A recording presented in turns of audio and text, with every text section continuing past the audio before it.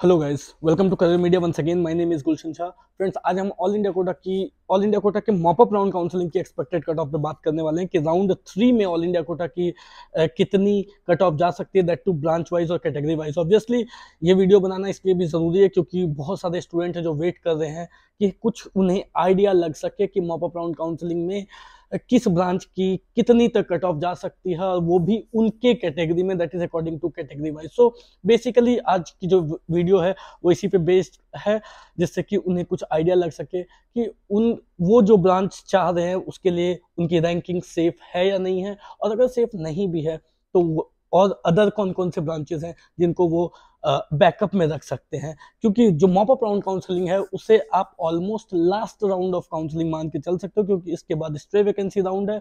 अगर आपको कोई सीट मिल जाती है तो आप स्ट्रे में एलिजिबल नहीं होगे, और स्ट्रे राउंड काउंसलिंग जो होती है वो काउंसलिंग की लास्ट राउंड होते। तो ऑलमोस्ट हम एज पे खड़े हैं जब मॉपअप राउंड काउंसलिंग होने वाली है। उसके बाद जो लास्ट राउंड ऑफ काउंसलिंग होगी वो स्ट्रे होगी, उसके बाद जो है 2022 की काउंसलिंग वो खत्म हो चुकी होगी। तो जिन स्टूडेंट्स को सीट अभी तक नहीं मिली है, ऑब्वियसली वो कहीं ना कहीं इंतजार कर रहे हैं, वेट कर रहे हैं कि उन्हें एक अच्छी सीट अभी इस बार मॉपअप राउंड काउंसलिंग में मिल सके। सो स्टार्ट करते हैं वीडियो को।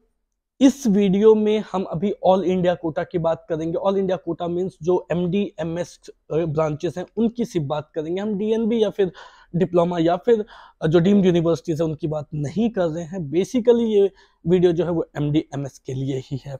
आगे बढ़ने से पहले कुछ रीसेंट अपडेट्स हैं, उन अपडेट्स पे डिस्कशन कर लेते हैं। यूपी स्टेट की मॉपअप राउंड काउंसलिंग की स्केड्यूल आ चुकी है। आज 2 बजे तक ही यूपी स्टेट की मॉपअप राउंड काउंसलिंग के लिए रजिस्ट्रेशन कराने की लास्ट टाइमिंग एंड डेट है।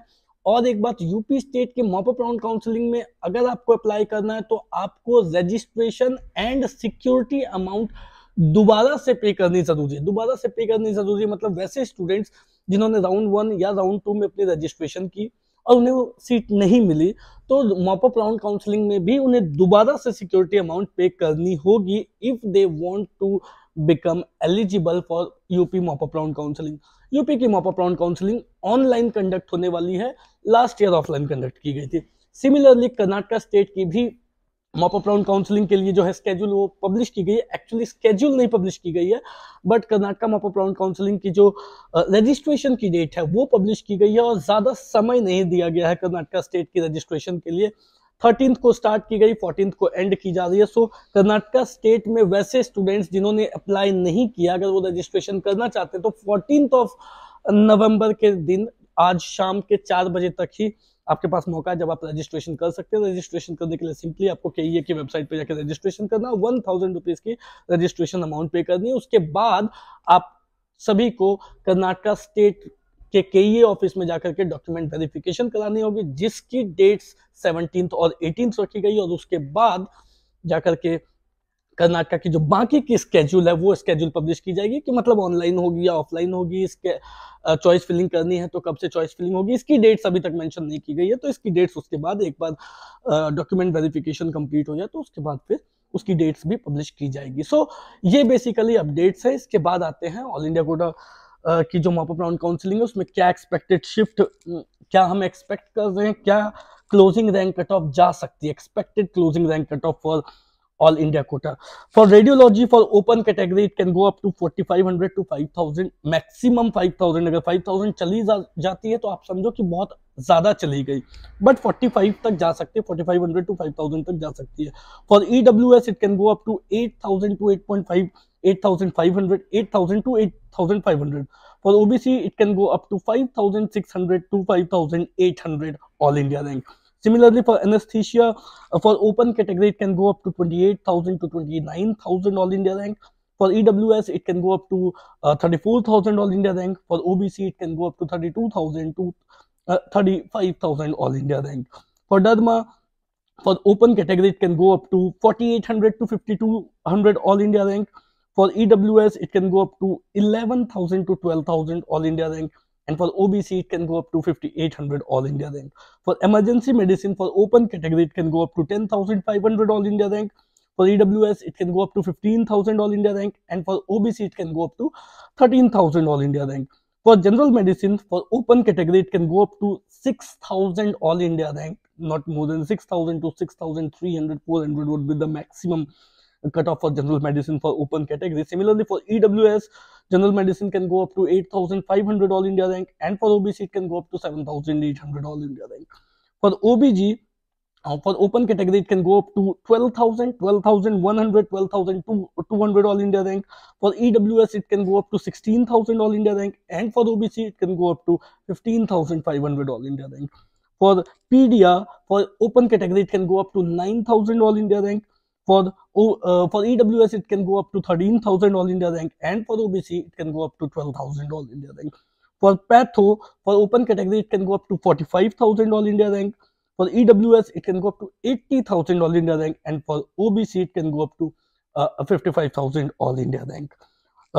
For the psychiatry, for open category, it can go up to 20,000, 20,500 all India rank. For the EWS, it can go up to 33,000 all India rank, and for OBC, it can go up to 25,000 all India rank. For radiotherapy, for open category, it can go up to 30,000 all India rank. For EWS, it can go up to 36 to 38,000 all India rank. For OBC, it can go up to 33,000 all India rank. Similarly, for TB chest, for open category, it can go up to 13,000 all India rank. For the EWS, it can go up to 16,000 all India rank, and for OBC, it can go up to just say 12,000 all India rank, because there are only few seats there in OBC category. For ENT, for open category, it can go up to 24,000 all India rank. For EWS, it can go up to 29,000 all India rank. For OBC, it can go up to 26,000 all India rank. For surgery, for open category, it can go up to 14,000 all India rank. For EWS, it can go up to 17 to 18,000 all India rank.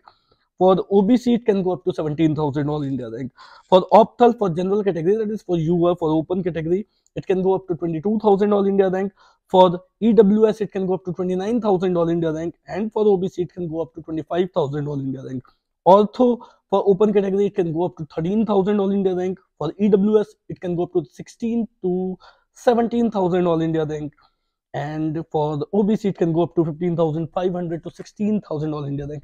तो ये cut off हम expect कर रहे हैं, ये shift हम expect कर रहे हैं in mop up round counselling for all India for MD MS courses, right. अगर एक और बात बताना चाहता हूं कि अगर आप इस रैंक के अंदर आ रहे हैं तो कहीं ना कहीं हमारे अकॉर्डिंग तो आप सेफ होने चाहिए, बट क्योंकि ये मॉप अप राउंड काउंसलिंग है और मॉप अप राउंड कहीं ना कहीं अनप्रिडिक्टेबल भी होती है और रिस्की भी होती है, बट ऐसे सिचुएशन में आपको करना क्या है कि आपको बैकअप्स लेकर के चलने हैं। बैकअप्स लेकर के चलने का मतलब ये है कि अगर आपकी डिजायरेबल ब्रांच रेडियो है तो एमडी रेडियो तो आप डालो ही, सारे कॉलेजेस जो डालने हैं आपको, जिस ऑर्डर में डालने हैं, उसके साथ साथ आप एक बैकअप भी लेके चलो, जिससे कि आपकी ईयर वेस्ट ना हो, ईयर लॉस ना हो। डीएनबी का बैकअप रख सकते हो, या फिर एमडीएमएस में ही मेडिसिन या जो भी ब्रांचेस है, जो एक दूसरे ब्रांच का बैकअप लेकर के चलो। तो जो भी हमने आपको बताया है कट ऑफ, उसमें अगर आप आ रहे हैं तो वहां पे आपके चांसेस हैं कि आपको वो ब्रांच मिल जाएगी, बट स्टिल क्योंकि मॉप अप राउंड है और काउंसलिंग अब अपने आखिरी चरण पे है, तो ऑब्वियसली आपको एक बैकअप रख के चलना जरूरी है। तो किसी एक दूसरे ब्रांच को भी आप अपना बैकअप रख सकते हो और किसी एक दूसरे कोर्स को भी आप अपना बैकअप रख सकते हो। जैसे कि अगर हम रेडियो लेके चल रहे हैं तो डीएनबी रेडियो भी हमारी बैकअप हो सकती है, राइट। हम मेडिसिन लेके चल रहे हैं तो मेडिसिन के बाद पीडिया हमारी बैकअप हो सकती है, या तो फिर डीएनबी मेडिसिन हमारी बैकअप हो सकती है। इस तरीके से आपको बैकअप लेकर के चलना जरूरी है, जिससे कि अगर किसी ब्रांच में जो प्रेडिक्शन है वो अगर थोड़ी ऊपर भी चली जाती है, हमारे जो एक्सपेक्टेशन है उस अकॉर्डिंग अगर ना भी जाए, तो आपकी सीट एटलीस्ट आपको मिल सके और आपका जो ईयर है वो ईयर वेस्ट ना हो। तो इसलिए बैकअप रखना बहुत ज्यादा जरूरी है। So guys, this is it for today. कोई डाउट हो, क्वेरी हो तो दिए गए नंबर पे कॉल कर सकते हैं। एट द सेम टाइम अगर आपको ऐसा लगे कि करियर मीडिया से जुड़ना हो तो आप कॉल करके इंक्वायर कर सकते हैं। That's all for today. Thank you.